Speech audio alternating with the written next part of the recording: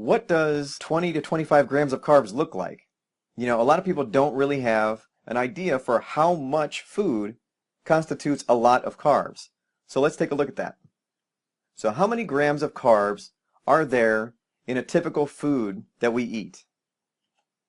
Well, white bread, just a typical white bread, will have about 13 grams of carbs per slice. So if you make a sandwich with white bread, you're probably talking about 26 grams of carbs. White rice has about 24 grams of carbs per half a cup. And that's why if we have a dish with rice, we should really have a quarter cup, no more. Soda. Soda can be monstrous with carbs. One 12-ounce can of Coca-Cola has 39 grams of carbohydrates. And people aren't drinking cans anymore. They're drinking 20-ounce bottles. A 20-ounce bottle of Coca-Cola has 65 grams of carbohydrates. That is a lot. If you drink a 20-ounce bottle of Coca-Cola, you are basically eating 5 slices of white bread. That is a lot of carbohydrates. And that's basically the same thing for any soda out there. All sodas basically have the same amount of sugar in them.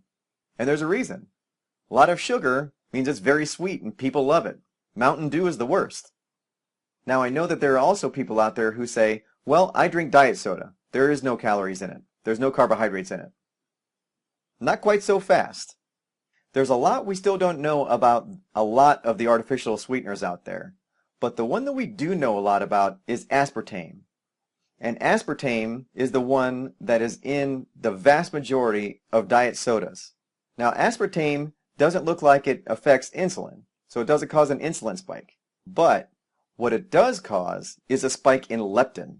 And what we know from the last video on appetite, that if our leptin is constantly spiking and spiking and spiking, our brain eventually becomes resistant to leptin and can no longer receive the signal that we're full. So while diet sodas may not have calories, it will still cause leptin resistance and really screw up our appetite. Now let's think about some breakfast foods. You know, Starbucks banana nut bread, something that sounds healthy. That's 52 grams of carbs per slice. That's incredible for something that you would think just by the name is healthy. Now while we're on Starbucks, let's take a look at some of the nutrition information for Starbucks products. Because a lot of people will go to a coffee shop for a quick breakfast. But what's waiting for you is a carbohydrate trap. Let's take a look. Now let's bring up white bread for a second, just to give us a reference. So remember, white bread is 13 grams of carbohydrates per slice. A caramel macchiato is 34 grams of carbohydrates for a grande. That's almost 3 slices of white bread for a large caramel macchiato. A latte, a flavored latte with syrup, is 37 grams of carbohydrates per grande. That's also almost 3 slices of white bread.